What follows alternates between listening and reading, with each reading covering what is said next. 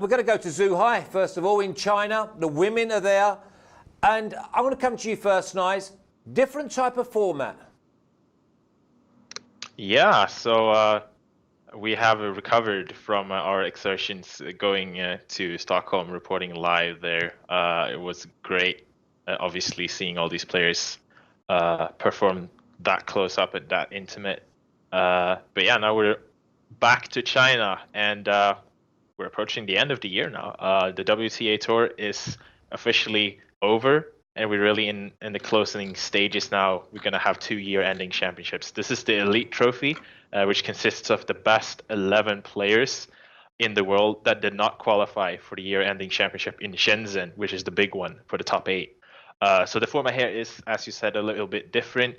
They're doing round robins, meaning that the 12 players here, the 11 best, and plus one wild card, they are split into 4 groups of 3 players. And each player plays the other once. And the best player in the group advances to the semifinals. And from there on in, it's, as per usual, the single elimination format. So a little bit interesting here. In case we have tiebreakers, they're sorting it by number 1, the greatest number of wins. Number 2 is the greatest number of matches played, because there are withdrawal scenarios and alternate scenarios and the such that come into this. If we have a 2-way tie, they go on the head-to-head records. And if it's a 3-way tie, they go percentage of set ones, then head-to-head, then percentage of games ones, and then head-to-head again. So yeah, that's the format here. Okay, James, when you look at this type of format and you have a selection and they get beat, normally, or they get beat in their first game, then normally that's it, they're going home, they've packed their bags. But in this scenario, you can actually have the winner of the tournament possibly lose the first game. Yeah, I can't actually remember if we've had that recently in either the men's or women's, if we've had someone lose their first match and then go on to win. But yeah, as you say, one of the only formats where you can still do that. And I guess you have to make a judgment about whether that first match was just a one-off, whether it was a bad matchup, or if they are actually fine, you know. Okay, Snize, obviously let's rewind the clock just a few days, and you was there courtside and seeing things. Does it change your perception of a player when you see them so close? Yeah, it definitely does, because you see so many things and experience so many things that you don't see through a TV screen. You can see their body language up close. You can see the small nuances, like the body language is about 70% of our communication. You can see if they're getting slightly annoyed at themselves. You can see if they're firing themselves up. You can see like the small little clenched fists. You can see the fist bumps. You can see the reaction when they turn to their box, if they're looking dejected, if they're looking inspired. You can hear things a lot better. Obviously, courtside, there are a lot of things that you don't hear when you watch it on TV. Sometimes you can get like a massive roar that the TV don't show you. And there are just a lot of things. You just see the game better in general when you're that close to how it flows. So a lot of advantages watching tennis live.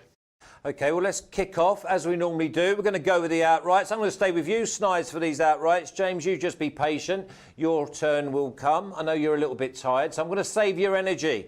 Okay, let's kick off here. And this is this was my selection as well when I looked at the groups. I thought this girl's got every single chance. Sabalenka at 6, Snize. Yeah, so Aryna Sabalenka, the Tiger, as she is known as. She's had another great year on tour. She's won 2 titles, and it's just something about China that seems to bring the best out of Sabalenka. 3 out of her 5 career titles have come on Chinese soil. That includes defending her Wuhan title, becoming the first one to do so last month. And she possesses just an incredibly powerful game that can blast anyone off the court if she's on. And controlling that power and aggression obviously becomes the key to success there. But she did prove that she can do it, and she's been drawn in a pretty nice group here. She's been drawn in the group Rose, which I think she will win. And honestly, if she's on her game, I don't think anyone in this field can beat her, and she's certainly been that in China.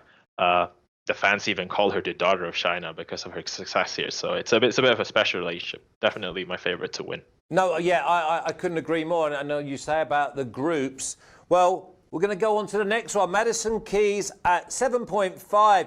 Now, tough group. She got beaten straight sets in the first one against wildcard Zhang. No surprise that Zhang got the wildcard.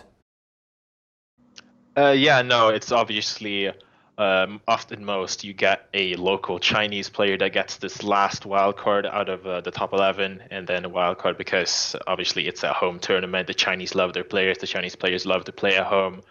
So we've usually seen these wild cards, and obviously Zheng Zhaizai won her maiden title in San Jose earlier in the year and exhibited really good form on slower hard courts, and she's shown that she was up to the task playing here. Keys did not, unfortunately, look that good in that match. So we're just going to have to hope that she pulls herself together. We need her to beat Petra Martic convincingly, and we then need Martic to win against Zheng Zhaizai and then have some tiebreaker luck go our way there. So Keys isn't dead and buried yet, but definitely a tough start for the outright here. Yeah, was she beat 4-4, was she? I think she was beat 4-1 or 4-2 even. Was it? Yeah, 4-2. 4-2. Oh, yeah. okay. So I mean, she's got a lot of work to make up. Okay, and the last one, big price this Machova at 11. Yeah. So as I've gone through the groups here, I've looked at who I think will reach the semifinals. So my prediction was that Kiki Bartins was going to reach the semifinals from the first group. She won her first match against Vekic and looks set to do so. I predicted Mushova to go out from the second group. I predicted Keys and then Sabalenka from the other groups. But the Muchova's group is really interesting because Sofia Kenin has been made a big favorite. And I don't really see why, because I think this is the closest group out of them all. The 20-year-old American, she has had a great year on tour. She's made back-to-back semifinals in Toronto and Cincinnati, among others. She's a really skilled counterpuncher. But I just think that this is just so close and so tough to call. I think Karolina Muchova has been fantastic. She's shown that she has a fantastically varied game. She beat Karolina Pliskova notably in Wimbledon. Earlier in the year, she won her maiden title in Seoul. I think she's the form player in this field. And I just think that she has all the tools to come through this tight group. And obviously then being almost twice the price of the market leaders, she's a very valuable position to have later on in the tournament. Yeah. Obviously, the Muchova at 11. Rafa? Muchova at 11? There you go. And that's a really big price because there's only 12 players in the tournament at the start. 4 sets of 3. 1 from each goes through, and then they play in the semi-finals. Now, James, I'm going to come to you. We're looking at Zhuhai best bet early on, and we've got Kenin and Risk over 20.5 games at 1.81.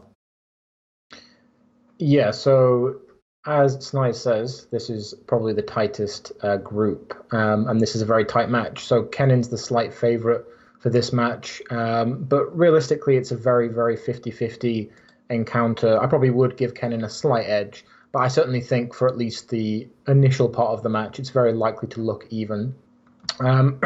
Risk is the one that's best for the overbets. She very regularly will push the top players when she's this kind of price. So of her last 25 matches in this price range, which is 2 to 2.99, 19 of them have gone over this mark of 20.5 games, including 9 of her last 10. So very compelling stats. In essence, if you watch her, she's just able to compete with them, but she's not going to blast them off the court. She tends to be able to just really keep up with the better players, push them, make them have to work their best. And that's what I'd expect again here. Kenin, again, quite supportive in terms of the stats. 30 of her last 50 priced 1.5 to 1.99. So again, the price range that she is in now have gone over the over games mark. So again, both of those stats are implying, I mean, for Risk, it's 76%. For Kenin, that's 60%. And we're getting odds implying 55%. So I think realistically, either way, it's definitely a value price on a match that I think is just very likely to go along.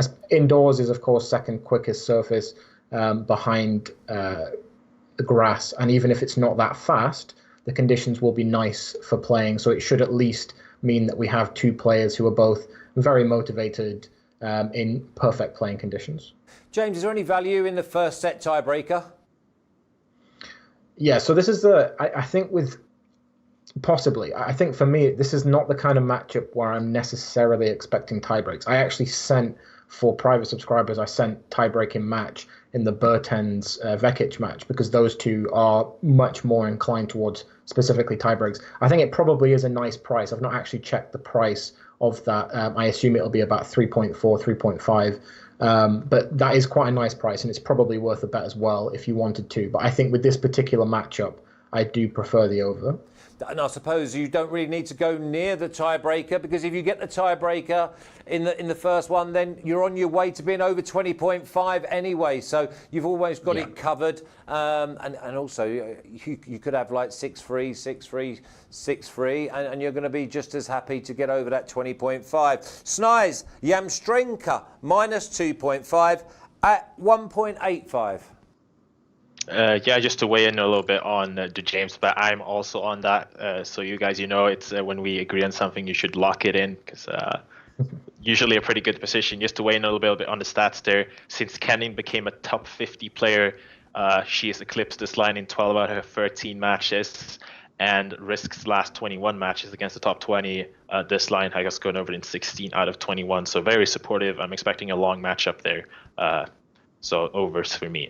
So going on to Diana Yastremska, she's going to face Donna Vekic, who played already today. She lost against Kiki Bertens in strict sets. And I'm a bit concerned about Vekic lately. She's had a great year. She's a talented young Croatian, but she's really fallen off as the season has progressed. She has lost a lot of matches. She's lost 6 out of her last 7 now. And she also took an medical timeout in her match against Kiki Bertens after losing the first set tiebreaker. She had previously collapsed from 3-1 up in that set, and it was a lower back issue, and she really seemed to struggle badly in the second set. She fell away entirely, went 5-0 down, and in the end lost that 6-2. So poor form, poor physical condition. Diana Yastremska comes in here really confident. She's a young, big hitting Ukrainian. She's extremely confident, and she has a completely fearless attitude. And she's the type of player, when she's on the song, she can hit through anyone. And it will be especially tough for Vekic, who doesn't have the same amount of power if she's not on her game to contend against that. And just looking at the stats here, the Ukrainian has slightly better stats across the board, and I think that Vekic is just in a really bad position here. She might be looking at saying goodbye to Zhuhai and ending her season. Yastremska comes in confident, and I think she'll win this one. And it's not uncommon for tennis players to have that, when they have that long, hard season, they start early, they try and concentrate on the majors, they try and get themselves right up in the world rankings. And then it's the same with any professional sportsman. They hit that lull and they do fall off a cliff, and it's just exhaustion, mental exhaustion, and it happens to anyone. But when you see it, you fade. It's as simple as that. Any sport, you see it in golfers. If they're not on their game, and they're not on their game mentally, and they've got a little twitch or a twinge, then you fade. Yastremska minus 2.5 at 1.85.